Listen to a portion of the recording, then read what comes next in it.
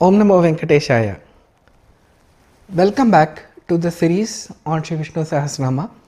In this series, we are looking at the different meanings of the names that appear as a part of Shri Vishnusahasranama.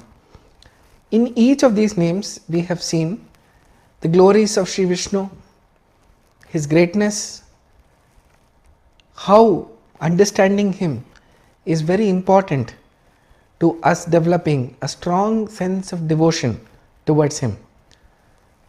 So therefore, as we have seen before, each name tells us a little bit more about this infinite entity called Sriman Narayana. So while we cannot understand him completely, which is in fact the meaning of many names of Sriman Narayana that we have seen, we can still understand him with our limitations. But that attempt to understand whatever we can, we should definitely make.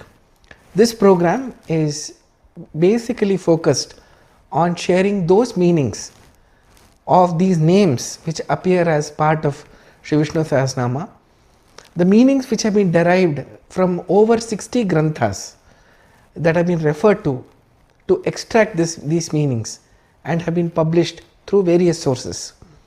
So the next name in that series that we are going to see is Vedavit. Vedavit. In the previous episode we had seen the name Vedaha.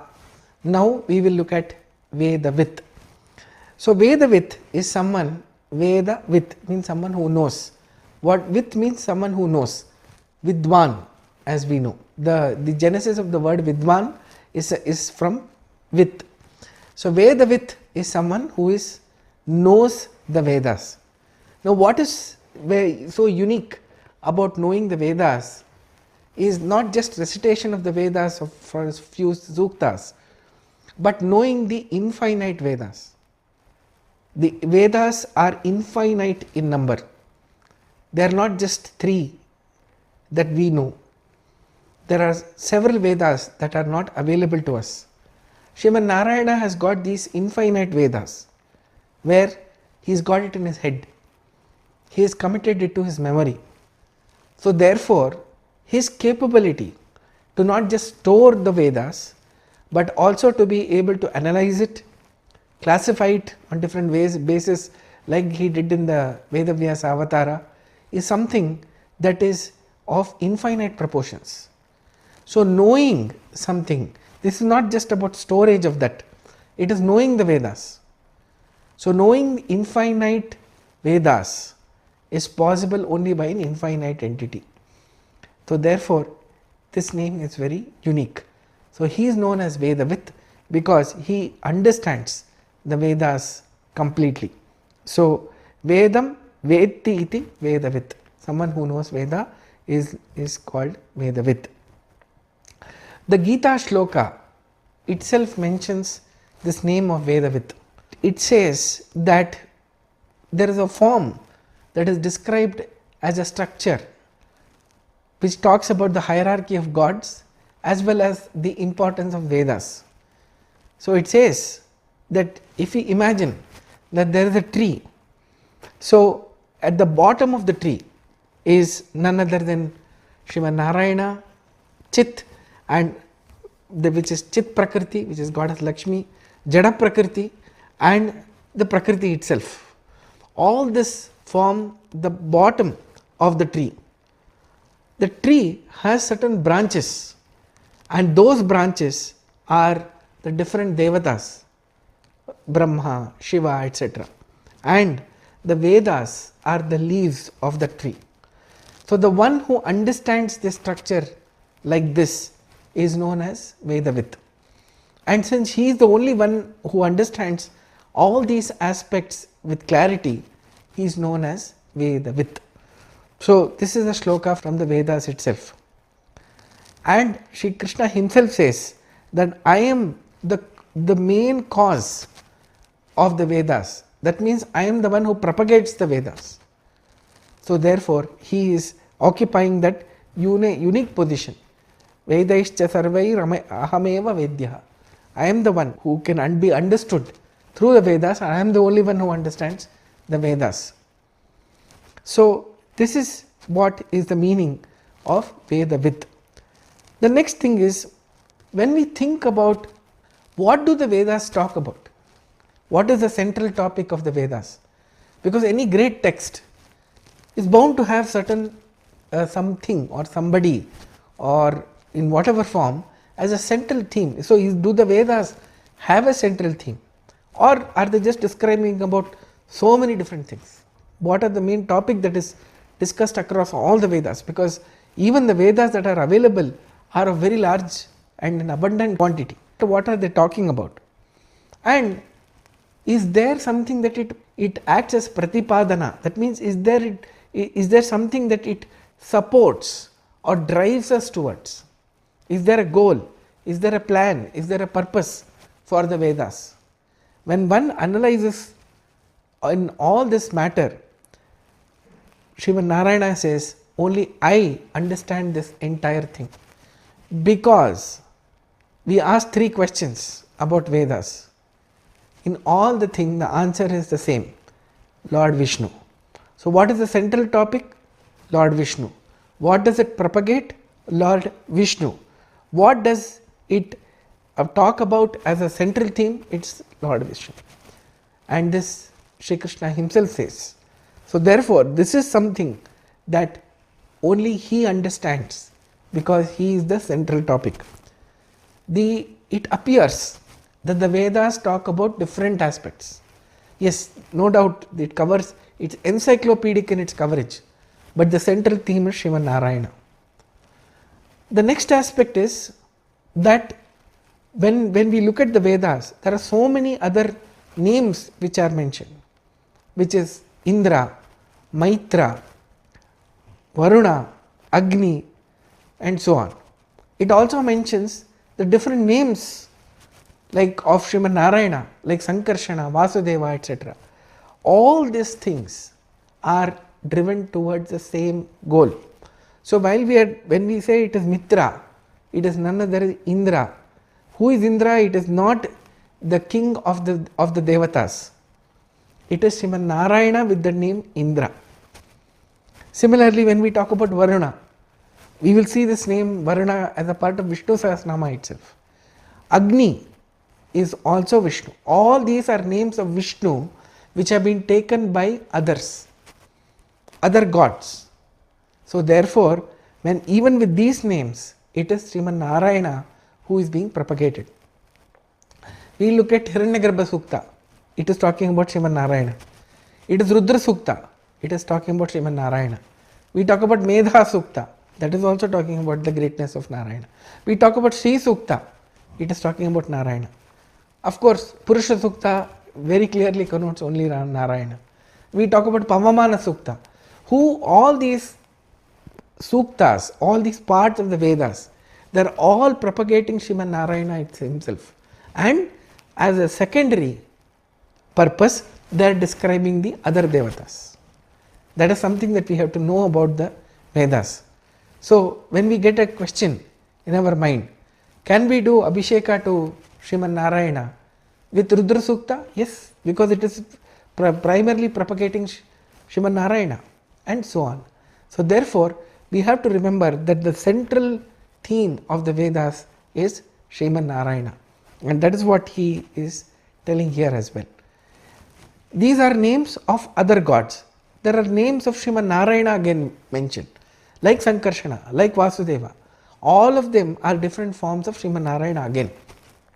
So that is why he is known as Vedavid, because he is the central theme for the Vedas. Next, since he is the Veda Pratipadya, he is the one who understands himself, because he is Veda.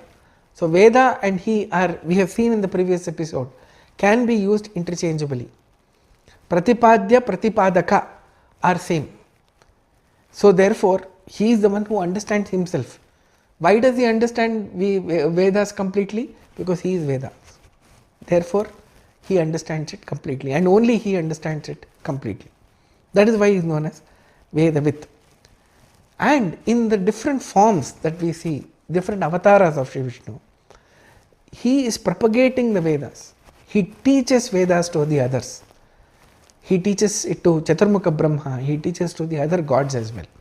So that is why he is known as Vedavit. He knows Vedas and he is teaching the Vedas. Next one, he is the one who encapsulates the Vedas. He is the one who looks at Vedas as a central theme. He is the one who is the Avaraka of the entire Vedas. All the Vedas are within him. That is why he is known as Vedavit. So these are some of the meanings that we can say. Vedam nityam vindate labhate iti Vedavit. And nitya vedaha samastascha shashvata Vishnu buddhigaha. All these things are there in Sriman Narayana's mind, occupying his intellect. So therefore he is known as Vedavit. We have seen that shloka also before. So these are some meanings of the name Vedavit. Now we will move to the next name called Avyangaha. Vedavidavyango. Vedavit Avyango.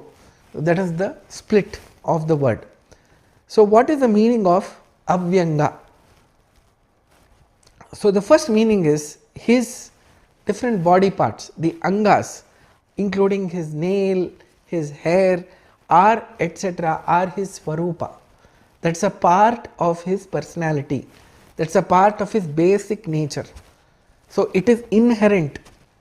They are all embodying him and he is embodying him. What does it mean? Why did we specifically take the nail and the hair and of course all the other body parts? Because for a normal human being, a hair is something that is fit to be discarded. It is a lowly organ, though it is a part of the body. The nail is fit to be cut and thrown away. But for Sriman Narayana, these, when they are part of his body, they are indeed divine. They are no different from him. So no part of Sriman Narayana is different from him. It could be his avatars, it is rupas, different forms that he takes, the different incarnations that he takes. The gunas, his qualities, are not acquired, they are a part of his nature. They are his svabhavika. Then his gnana, his beauty are all natural to him. His strength is not acquired. He doesn't get that strength from an energy from somewhere else. Others get their energy from him directly or through some other source. So Chandra, for example, gets his energy from Surya. Surya gets it from Sriman Narayana. But for Narayana, he is the source of all the energy, all the gnana, all the ananda and all the other attributes we can think of are all generating in him. So therefore, when we are looking at this name called Avyangaha, it is indeed very special because his body parts are divine in nature. It is Gnananandatmaka. Each part of his body is divine, a manifestation. That is why, to connote this, Srimad Madhvacharya has composed the Nakastuti, where he has said that he is actually praying to the nails of Sri Narasimha. Now, what is so special about those nails? One, it is part of Sriman Narayana's inherent nature. So his nails, they are as powerful as his hands. His hands are as powerful as his eyes. He can see with his hands. He can listen with his eyes. He can smell through his mouth. They are interchangeable because they are all part of his inherent nature, inherent personality. So when Narasimha was killing Hiranyakashipu, he killed him with his nails. Why? Because Hiranyakashipu had said that I should not get killed with something which is living or dead. Then the nails are both. They are both part. They are dead because we don't feel anything when we cut them, but they are growing. How can something grow if it is not living? So therefore, it has got a mix of both these qualities. So Hiranyakashipu had asked, I should not get killed by something which is living or dead. The nail is neither living nor dead. So Srimad Narayana shows that enormous power to mix not just this aspect but several other aspects that Hiranyakashipu had asked. That, for example, he should not be killed within the house or outside his house, and so many other factors. We have heard that before. So his each part to pay tribute to this unique divine quality of Srimad Narayana, Madhvacharya has composed the Nakastuti. That is why Srimad Narayana is known as Avyango, because each body part is something which is very, very unique. His hands are very unique. Why? Because they can lift the heavy weight of Shankha and Chakra. It is the Shankha and Chakra are a manifestation of Goddess Lakshmi. Nobody other than Srimad Narayana can even lift them. So therefore, his arms, his chest, his thighs, his legs are all unique. His nails of his legs, of his feet are so lustrous that the luster of all the other devatas put together fades in comparison. That is how great his nails are. So therefore, Avyango has got this very, very special meaning, that Srimad Narayana's angas or body parts are very unique. That is why he is known as Avyanga. So, and there is nothing lowly about all this hair and nails, etc., that we have seen. So the meaning here, all his angas are Ananda Gnanatmaka. So here there is a supporting shloka in the Ishavasya Upanishad Bhashya, which says Sarva Gnananda Shishosau Sagnananda Bahukaha. Bahu, his head, and his Dehascha are all Sagnanandatmaka. So it is something which is very, very unique because of its composition itself. That is why they are called divine, and that is why he is known as Avyangaha. Very unique name. It is not a common name which repeats, for example, in other stotras. Then he has got his body parts which are very different from the body parts of others.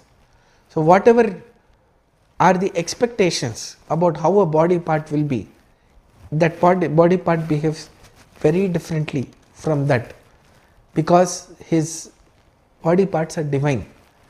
They are all powerful. They can do anything that they want. So while for others this is something that they cannot even imagine, it is very unique.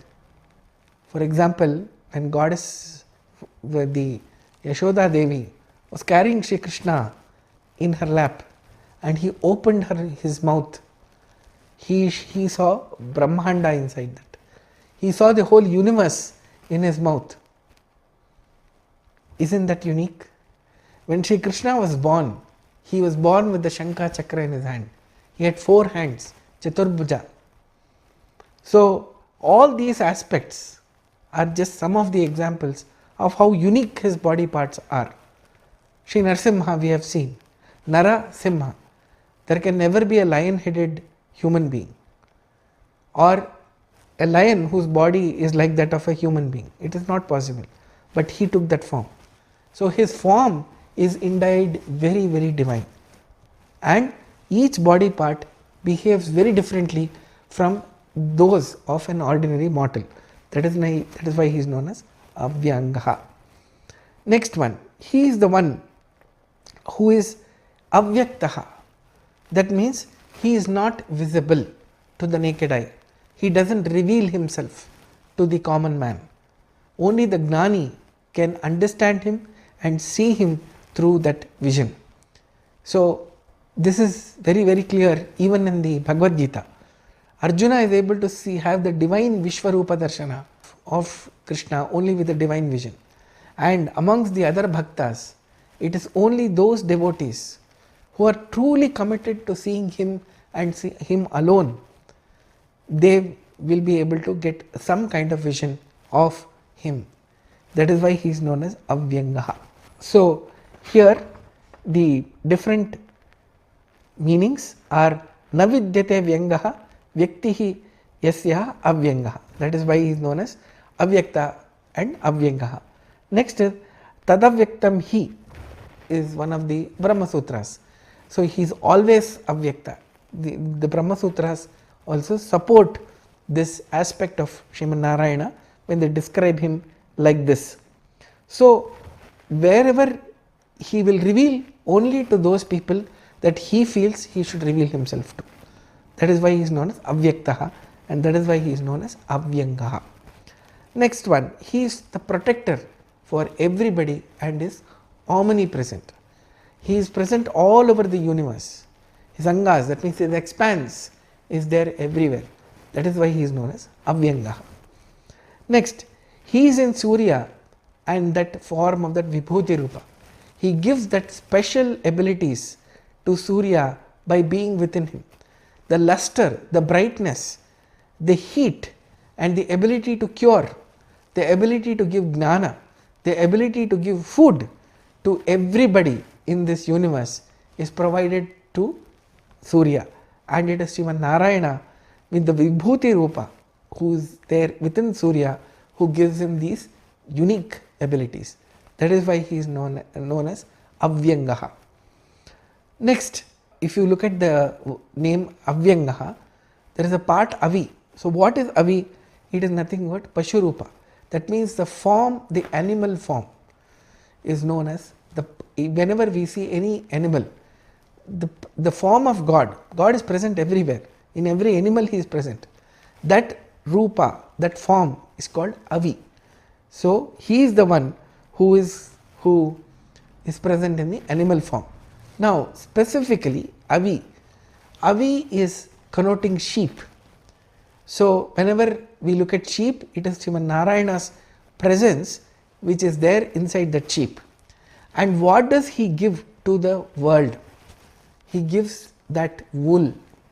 So in other words, it is Sriman Narayana's grace that even the wool is able to give that sense of warmth to everybody and keep them safe during winter season.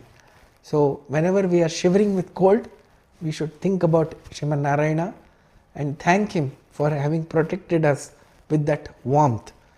And this unique meaning is why he is called as Avyangaha. Next one is that he is someone who is Gunapurna and he enters all the things in this world. He is Paripurna, all his gunas, all his qualities are complete, and he enters every item, everything that we are able to see, he enters that and he energizes them.